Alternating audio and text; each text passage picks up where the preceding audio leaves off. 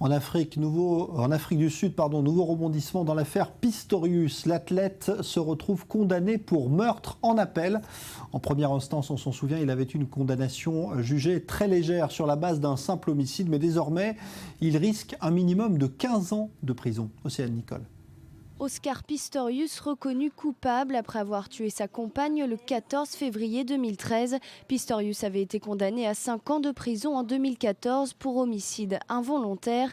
Mais ce jeudi, la Cour suprême d'Afrique du Sud revient sur sa déclaration.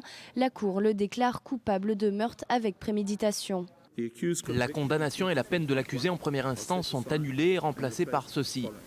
Coupable de meurtre, l'accusé ayant eu des intentions criminelles prenant la forme d'un dolus eventualis.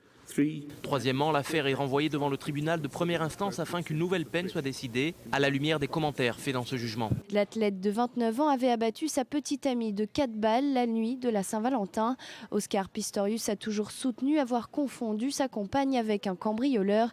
Il avait été assigné à résidence et soumis à des travaux d'intérêt général après avoir purgé un 5e de sa peine. Ce jeudi, les juges ont retenu le fait qu'en tirant 4 balles à hauteur d'homme, Oscar Pistorius ne pouvait pas ignorer qu'il risquait de tuer quelqu'un, quelle que soit la victime. Cette nouvelle décision risque de faire peser une peine de prison d'au moins 15 ans sur l'athlète paralympique.